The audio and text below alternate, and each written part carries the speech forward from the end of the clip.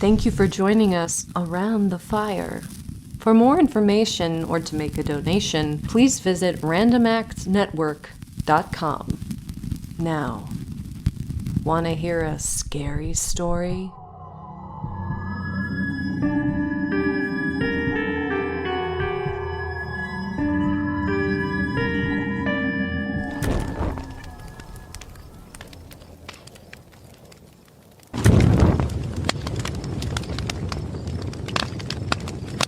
My mom was watching Jessie, our newborn, and my wife and I were on our way to see a house we hoped to rent.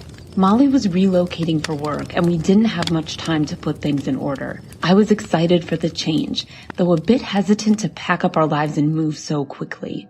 The house was brick and fairly nondescript. There were neighbors a couple hundred yards away on each side, close enough to feel suburban, but far enough to feel like everyone has their own space. Molly pulled up and parked along the curb, even though the driveway was clear. We got out of the car, and as we walked toward the house, a tall man with shaggy white hair came out, shielding the sun from his eyes. He was quiet and weak, and his name, he said, was Mr. Hart. He was a little weird, but nice enough that we brushed it off. We toured the home. It was suitable for what we needed, but never something I would have picked out if I had a choice. As we finished the tour, Mr. Hart offered to give us a few minutes alone. Molly had that look in her eyes where I knew her mind was already made. She insisted we should apply. If the approval came through in a week, we'd be able to move right after, and she'd only have to commute from our old place for a few days. It did make sense. I agreed and sat in the car while they talked details. When Molly came back, she was beaming. We're already approved. What? He just wants to get rid of the place. He used to live here with his wife, and when she died, he couldn't stay without her. It's so sad. I mean, he hates showing the place. He was practically convincing me that we should take it. I already got him a check. I felt this was kind of odd, but didn't want to rain on the excitement. We were free to move in as early as the next day, and would take care of the paperwork later. When we arrived with our truck, the house key was waiting under the mat. A few days passed, and we'd gotten everything in. It was my first time being alone in the house with the baby, with Molly at work. The laundry was in the basement, and while the baby napped upstairs, I went down to put a load in. The stairs came down in the middle of the basement, and then you had to take a sharp turn and walk all the way towards the back to get to the washer and dryer. Above them was this large fluorescent light encased in a red plastic shield and a metal grate. It basically looked like an emergency light. I turned it on, and it emitted a deep, monstrous hum. Every corner of the basement illuminated in a ghastly blood-red glow.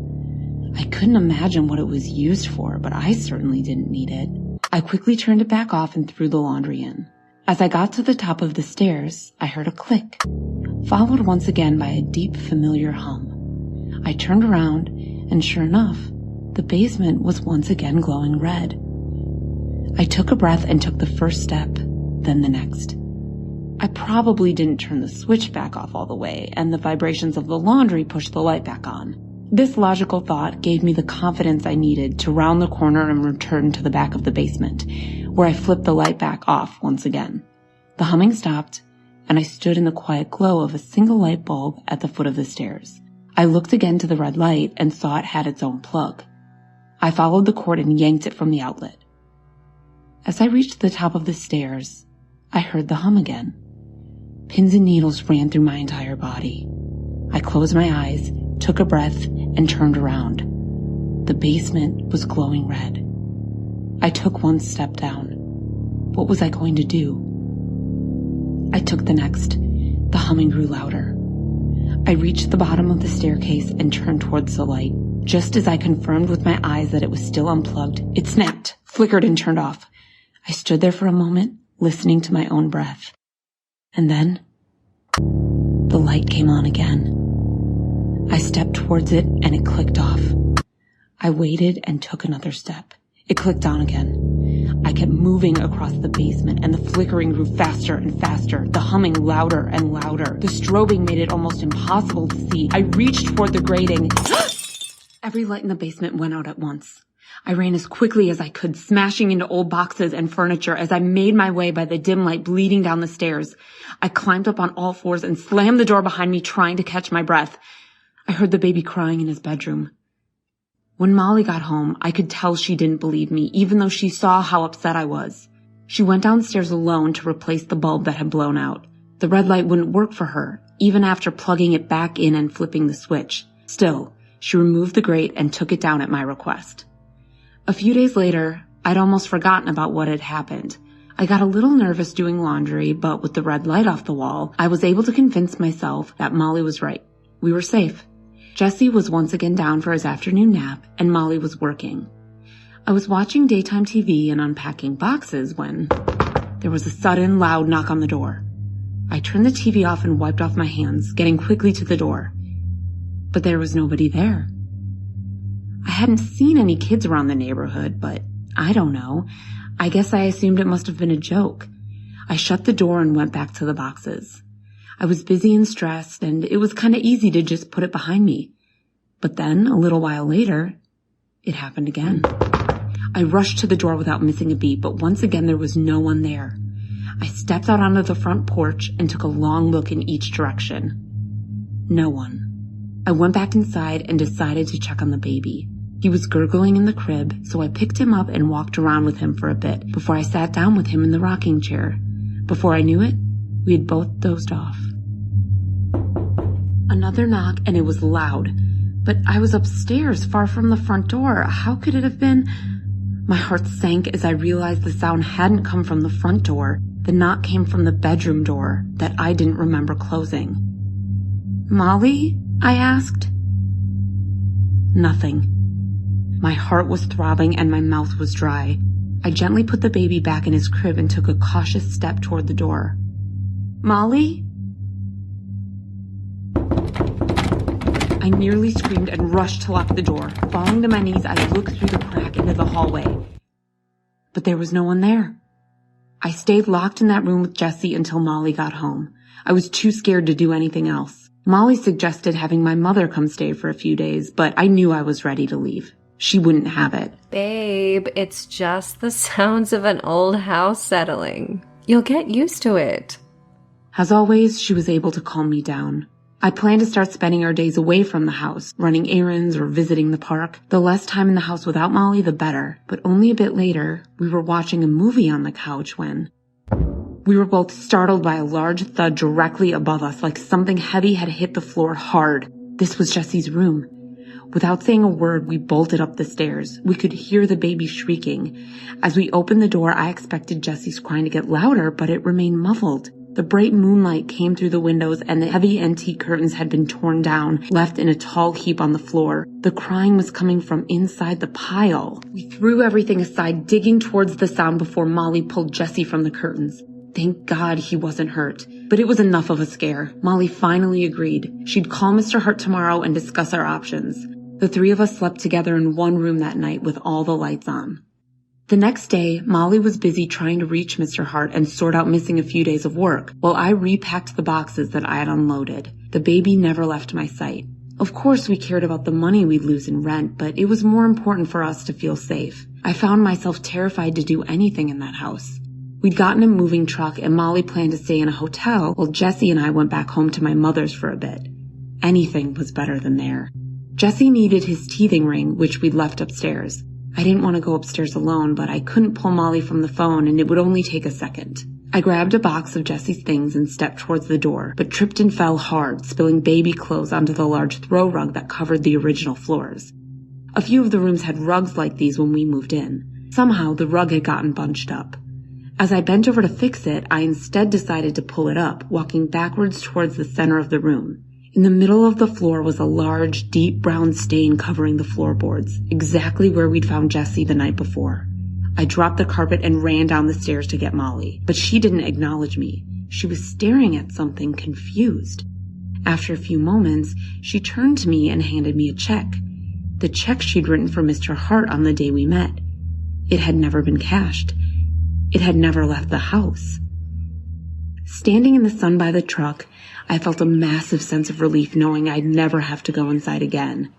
As we loaded up the last of our things, a neighbor I'd never seen made his way down the street toward us.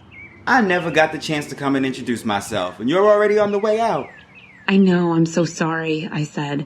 We've had a last-minute change of plans. I was honestly surprised to see anyone come into the place, being forward with you. I asked him to elaborate. His wife, she was old and sick, bedridden, but she hated relying on him for everything. She wanted to open the curtains and let some light in, but she couldn't reach him on her own. She pulled over a stool and stretched for the corner when her husband knocked on the door. It scared her so bad they say she fell face first toward the floor, smashed her whole face in. The worst part? Her husband somehow didn't hear a thing, so he assumed she was asleep. He went downstairs and made dinner while she bled out on the floor. Do you know which room this was? She had the room upstairs, in the front of the house.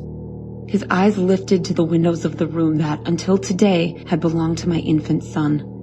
I felt sick. Thanks for telling me, I said. That poor old man, it's so terrible. But I wish he had mentioned all that to us when we met him. The neighbor looked back at me like I had lost my mind. You couldn't have met him, he said. The night he found her, he hanged himself in the same room. Mr. Hart has been dead for months.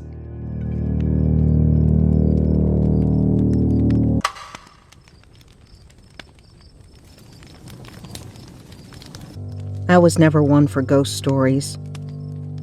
Growing up in a coal town like ours, you hear your share of tall tales. The kind of stories that old-timers spin with tobacco-stained teeth, hoping to scare the greenhorns into respecting the mines. But when you're the son of a miner, all that's just background noise to the rumble of coal carts and the grind of pickaxes. The TOMMYKNOCKERS, in particular, were the stuff of legend. But legends are just that. Stories. At least, that's what I used to think. Myself, I've been a miner for over 20 years. My father and his father before him all worked the veins of coal below. It's a hard, honest living, and it puts food on the table. But there's the dangers, too. Every miner knows that. My old man used to say, it's not if the mine'll get you, but when. He died in a cave-in when I was just 16. They never found his body.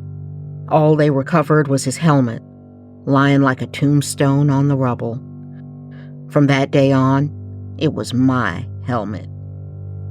Of course, even if you didn't get buried, the mines will find a way to get you.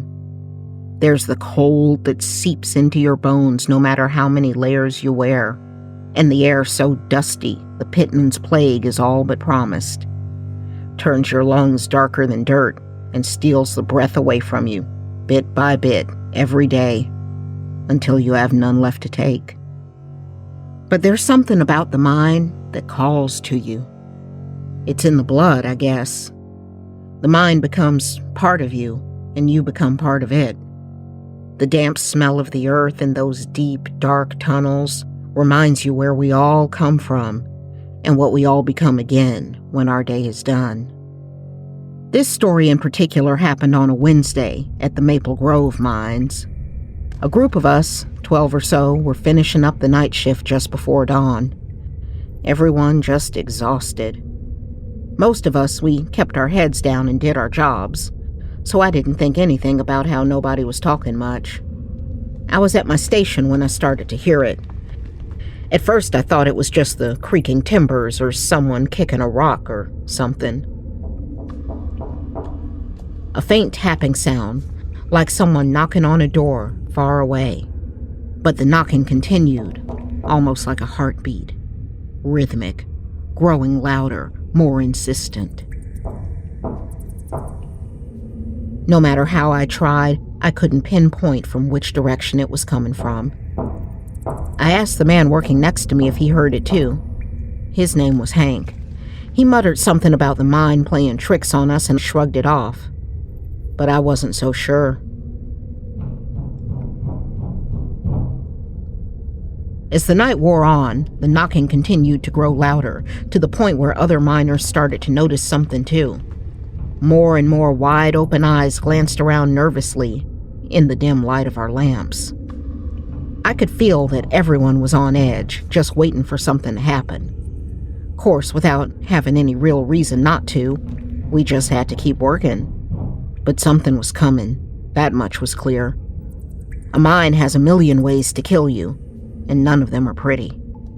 Then, just as suddenly as it started, the knocking stopped, and the whole cave fell silent. One by one, the men stopped working, looking around at each other with big eyes. And that's when the walls closed in.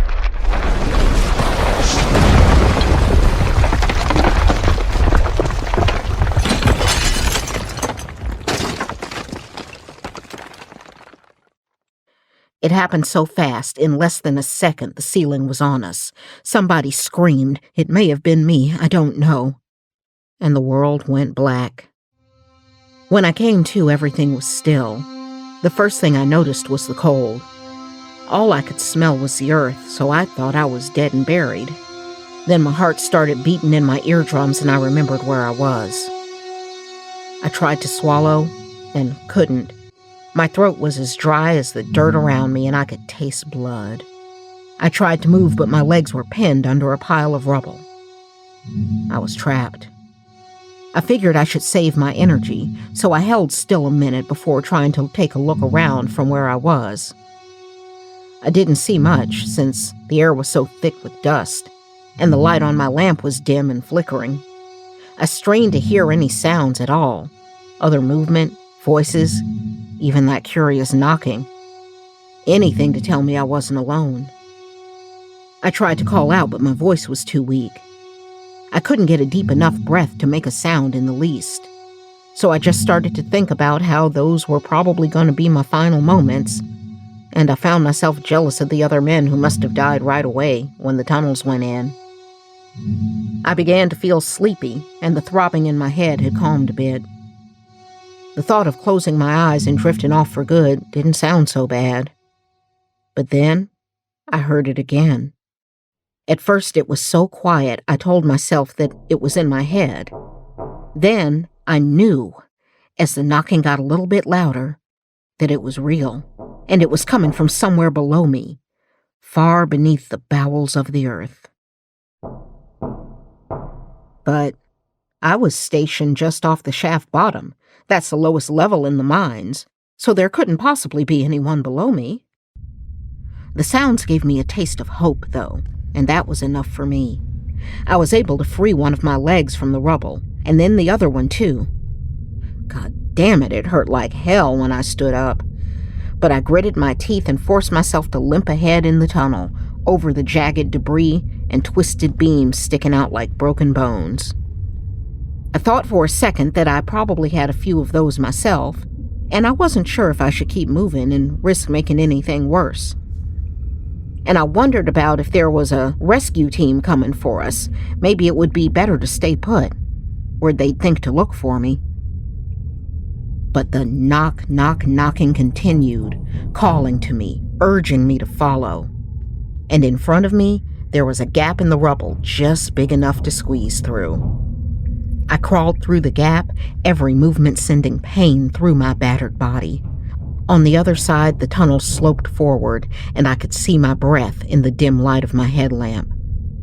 Which way was north or south or up or down, I couldn't have told you. I didn't know what to do other than keep on following that sound. Knock, knock, knock. I'm not sure how far I went or for how long. Finally, the tunnel opened up into a cave. My headlamp barely made a dent in the darkness, but when I came to a stop, I was certain I saw movement in the shadows. Knock, knock, knock. My first thought was that I'd come upon a nest of snakes, but as the knocking grew louder, I felt no choice but to follow. Deeper and deeper, darker and darker, and finally the shapes in the darkness came into view. Bent and twisted figures, with eyes glowing like dying embers. Their limbs were knotted together, like it shouldn't have been possible, and their faces, God, their faces. I knew it in my bones. These were the TOMMYKNOCKERS. Knock, knock, knock. Now I saw the chorus of fists pounding on the walls of the caverns, creating the never-ending knocking that echoed through the chambers. I was filled with terror. I wanted to go back, but I couldn't walk, let alone run. And there wasn't anything for me to head back toward anyway. So I just froze there, stuck to the spot like I was sprouting roots, as the TOMMYKNOCKERS knocked. Then, from the darkness, a figure emerged. As it grew closer and closer, I could finally make out its face. His face. My father's. But his features were exaggerated and angular, and his skin gray and translucent. His crusty lips parted, and he opened his jaw. Further and further, impossibly down until his mouth was so ungodly wide his chin could rest on his stomach. And from his throat he released the most terrible, horrible, shrieking cry that slowly morphed into the sounds of my own name. He raised both arms in the air, and I was pulled forward by something I couldn't see, closer and closer to his gnarled fingers and his awful screaming face. The others closed in too, dragging their crooked feet forward until they swallowed me whole and buried me alive beneath their bodies.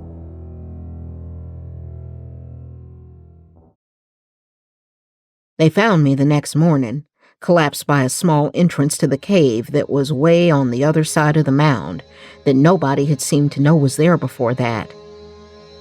I was the first one they'd found, they said. I was lucky to be alive. But it had nothing to do with luck. I was alive because of the TOMMYKNOCKERS, the spirits of the miners trapped below, that guided me to safety and shielded me from the debris.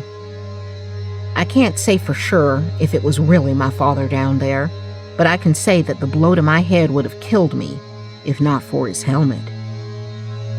Nobody accused me of lying, right out, about what I saw, but the authorities and the doctors, even my wife, they all said the same. Taking a blow like that to the head could have anyone seeing things that weren't there. The other men were never found. Not alive, not dead, nothing. And eventually they couldn't justify looking anymore, so they just sealed the whole cave off. Said it was too dangerous to keep open. But I knew what happened to them. My father and the men I had worked with. They're TOMMYKNOCKERS now. And I can still hear the knocking sometimes.